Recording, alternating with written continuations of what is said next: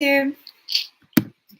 Hello, welcome. I am going live today. We are doing a Q&A, so all of your questions about how I live plastic-free. So you're welcome to type them in. I've also had people write their questions on Instagram, so I've got lots of comments and lots of questions that people are interested in learning about how I live my plastic-free lifestyle. So thank you so much for tuning in. Be sure to type in your questions if you have any, but I've got plenty to start with. So let's get started. The first question that I received was, how did I start? What was my journey on becoming plastic-free? How did I grow up? Where did this all come from? For me, I grew up in Minnesota, which is a beautiful state. If you're unfamiliar, it's at the very top of the United States, up next to where all the Great Lakes are. So it's full of beautiful pine trees and forest and fresh water. It's gorgeous. And I grew up very outdoors, camping and hiking a lot, and we always had to leave the environment better than how we found it. So that was definitely a priority for our family, and that value was deeply ingrained in myself.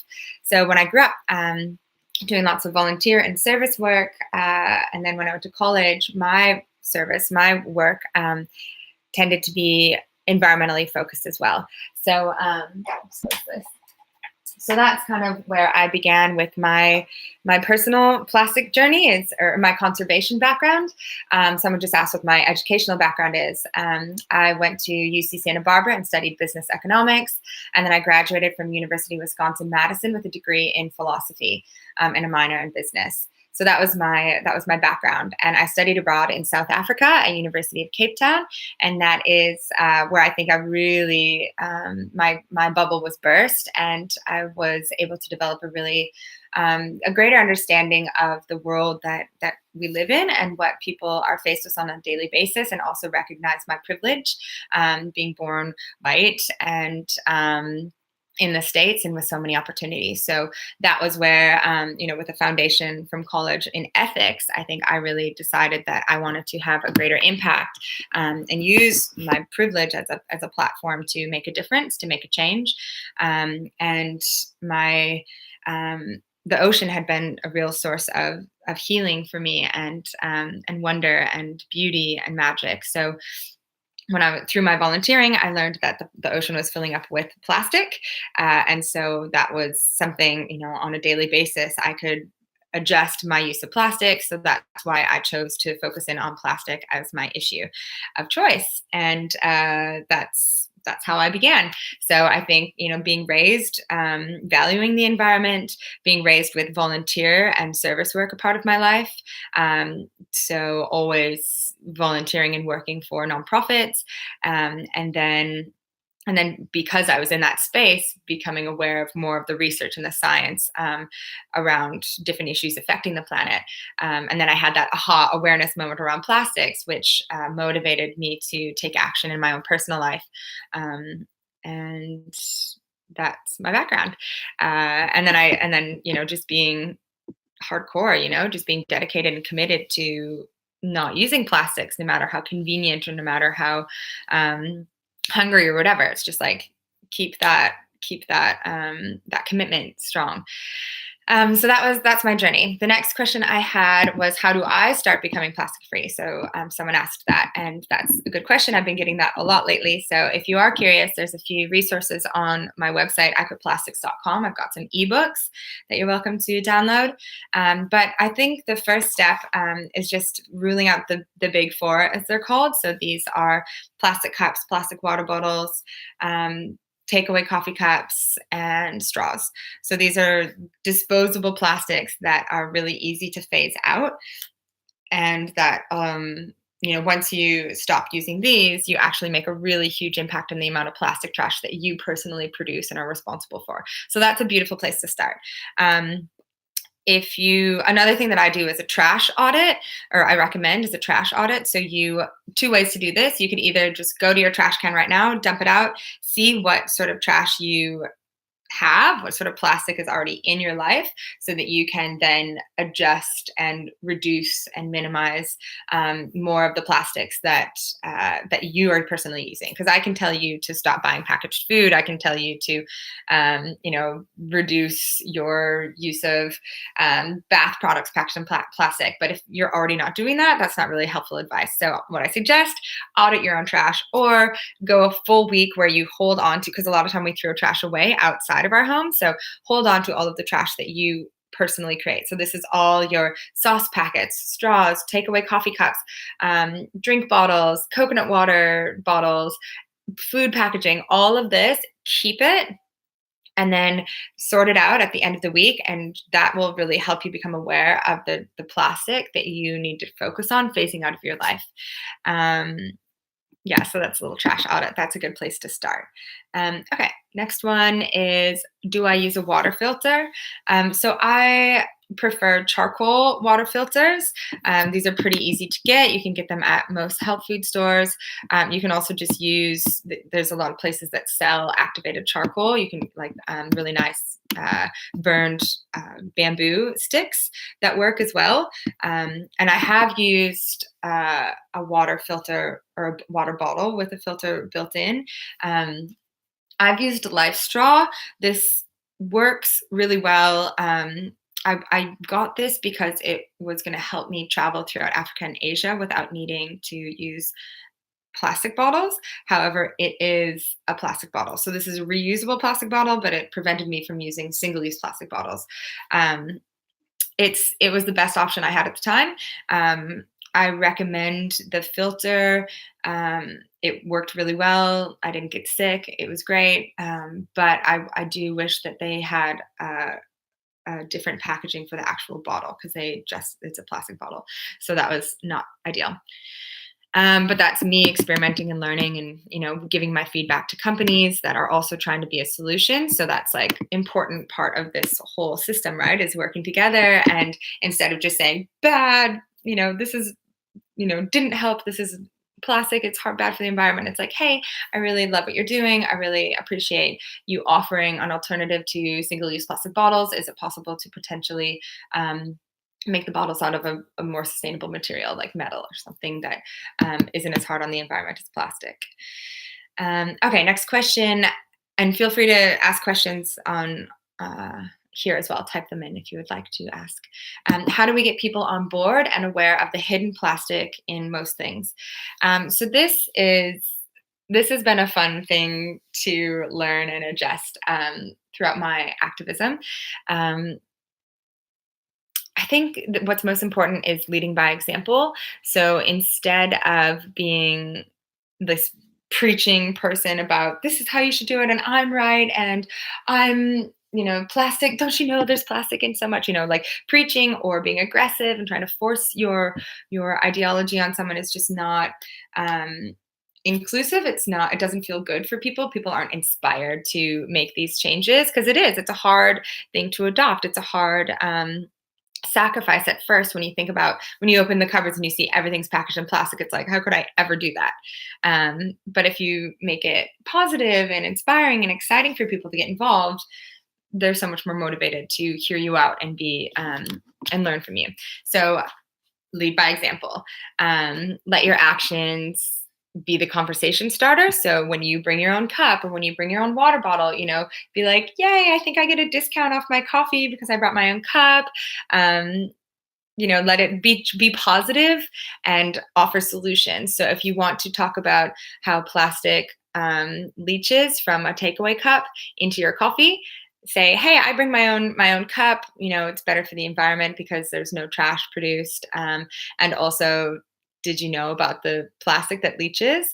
And then they might be like, no. And it's like, all right, well, it's kind of a sensitive topic, but if you want to know, I'd be happy to share it with you. And then they're like, oh my gosh, tell me, so kind of build interest.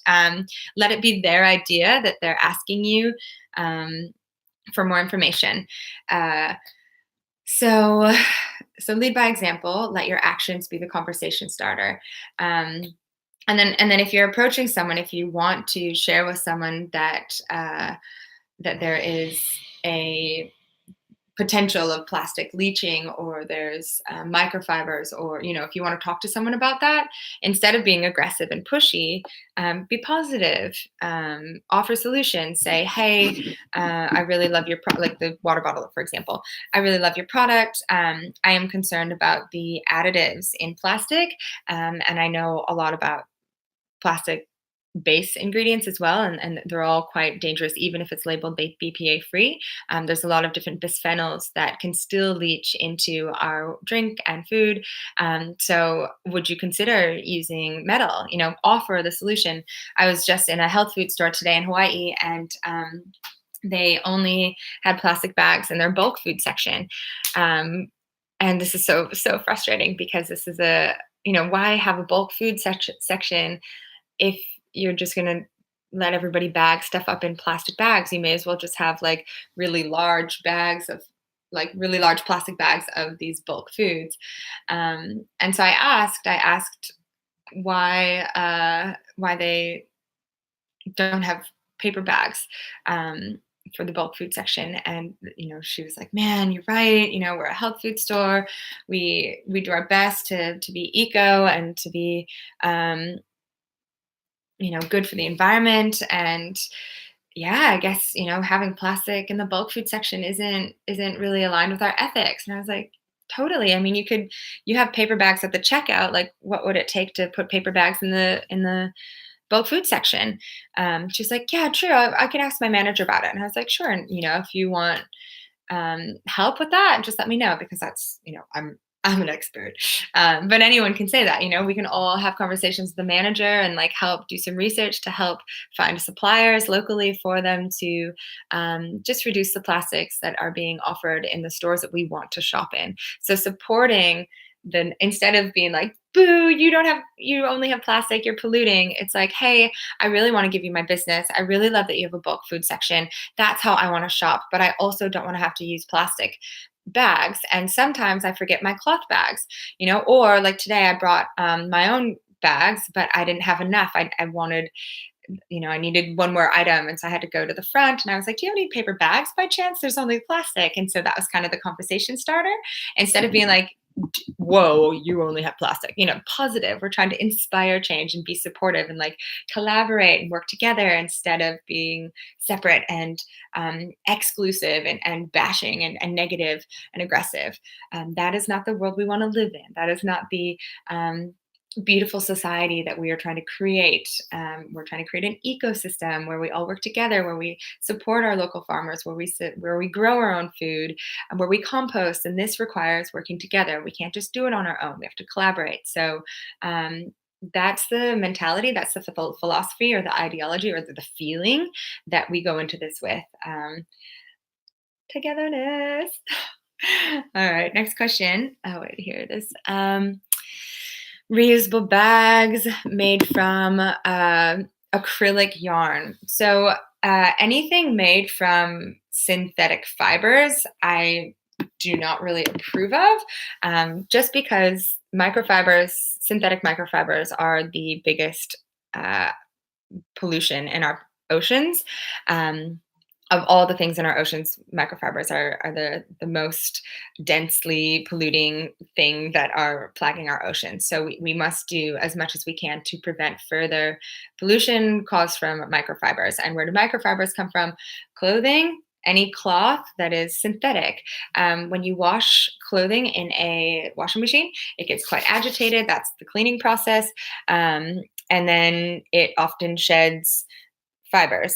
And then where do they go? They get taken out through the waterways and into the water filtration systems at the water treatment centers usually do not have a method of filtering out. They don't have a method of filtering out microfibers. They're just too small. So important to instead wear and wash as little synthetic clothing and cloth as possible. And so, yes, reusable bags made out of synthetic materials, same thing, same issue. Cotton, sure. Any natural fiber, any natural cloth made for your reusable bags is fine. They still will shed microfibers, but they're not synthetic. So they're not going to have the extreme negative impact like plastics in our ocean and our waterways. If a fish or a creature ingests a natural fiber, it's not going to be as detrimental as if it ingests a synthetic fiber. So that's that question. Next is plastic-free pet food. So some of you may know that I've recently adopted a bunny, and this is part of why, what motivated this adoption is, first of all, the bunny was in a weird environment, so I felt like helping the bunny out, but also because I know a lot of you guys have pets or children, and being plastic free is so just completely different when you have more people to that depend on you than just yourself. So that's why I'm trying to have a little plastic free bunny, and it's just like motivating me to do more research and expand my understanding of when you have dependents. So so far I've researched that we can make our own food for our pets. Just kind of all the things that go into these little pellets and dry or like baked dark brown little bits that we feed animals. Why not just make them real food? So that's what I'm experimenting with now. Definitely open to hear more on this topic, and learn more from those of you who are experienced being zero waste pet owners. Really interesting to me. Yeah, but right now I'm like just feeding fruits and vegetables, food scraps, to my bunny, and lots of grass and hay. So that's how I can do zero waste plastic free bunny, mama. Next question: what groups and organizations do I join for beach cleanups? So this is a good question. Go local, look local. So type your name of your city or town or wherever you are, and then beach clean, and see what comes up. Support your local organizations. This is like such a key element of this whole movement, is that we, instead of trying to go global and tackle this global issue, we need to narrow our focus back to local, and what's important and what we can do on a local level, a local scale, because that's where all the change is really going to happen. Every beach is different around the world. Every river, every valley, it's all different. So the more we can focus in and support local groups, the better, because what works on a beach in Fiji isn't going to work on a beach in, California or Hawaii. Like, everybody has different situations. There's different climates, there's different environmental impacts, the currents, the tides, all of these things are different. So they take different management strategies, and usually your local beach clean organizations have a system already in place or a strategy in place that you can support, and they always desperately need volunteers. If you are not sure where to start, or if you're traveling and you're looking for someone, Surfrider is a really good international organization to support. Take 3 for the Sea in Australia do lots of beach cleanups, and you can just always take 3 and then post your photos and hashtag take 3 for the Sea. As in Hawaii or New Zealand, Sustainable Coastlines is great. So those are some good places to start. Also, always tag, submit your cleanup for research and for data.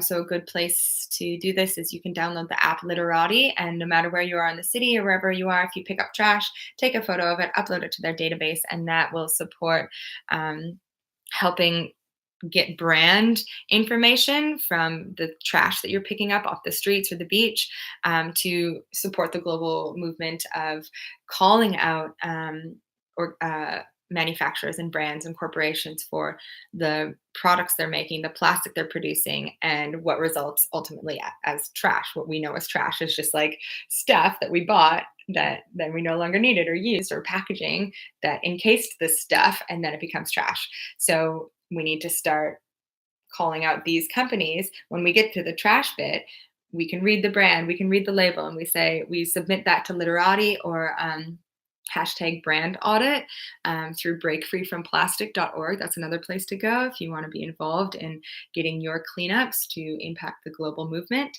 You call out the brand for the trash that they're creating and say, hey, it wouldn't be trash if you had, back to the beginning, better production, better manufacturing, less plastic involved in the producing of your products. So that's that's a real big strategy, and that's how local stuff like cleanups can really help support greater impact. Next question. What do I do with beach trash? So yeah, you can make art. That was a suggestion. Um, Honestly, it's hard because a lot of the time where you clean up, I clean up all over the world wherever I am. I don't always know what's recyclable. If there is a recycling receptacle nearby, I try to. I mean, usually, typically, glass and metal are consistently recyclable around the world. So I try to put those into separate it out and put those into the recycling bin. The rest, I contain it in landfill. I put it in a trash can. I am responsible for my own waste. I am responsible for my own plastic use. I don't keep everybody's trash that I pick up off the ground and put it in my trash jar. That I just, that we have to draw a line. We have to have boundaries somewhere. So better in a trash can far away from the ocean. A lot of the trash cans at the ocean fall over and dump their trash into the water or onto the beach, and then it gets flown out to the water. So contain it, put it in a trash can. That's better than it ending up in the ocean. Um, Next question. What's an easy recipe for mouthwash? Mouthwash is super easy. I just use filtered water, like a little bottle. So repurpose a juice bottle or a kombucha bottle, fill it up with water, and then add a couple drops of tea tree oil and a couple drops of peppermint oil, essential oils. So because the essential oils are quite small, they're glass bottles, but they usually have plastic lids. I use my essential oils very sparingly, and I actually find that a drop or two is enough, plenty. And then I've never had to replace my essential oils. I think I'm almost done with my tea tree, but I use that for all my workshops as well. So that's pretty good for being doing this for a couple of years now. Yeah, so mouthwash, super easy. And then the last question. Thank you all for your beautiful support and loving comments, and your questions. The last question was, do I burn glossy junk mails? This is a personal question. I mean, I think, or a decision you make personally, because junk mail, if it's glossy, it's lined with plastic, same as receipts.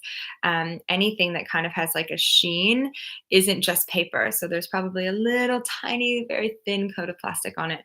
If you're breathing in that air, that's up to you.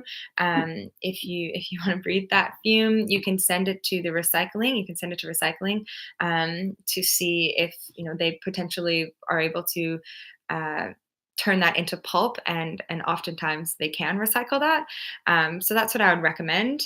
Send it to the recycling if you are able to keep it dry and clean. So paper doesn't get recycled if it's wet or contaminated with food or anything yucky like that. So that's a good way to support your recycling, local recycling, and also just look up to make sure that your local county or council is recycling paper. So yeah, so that's the end of the questions. Thank you guys so much for tuning in, and I hope this has been educational. And I'll do another one soon. All right, have a good day.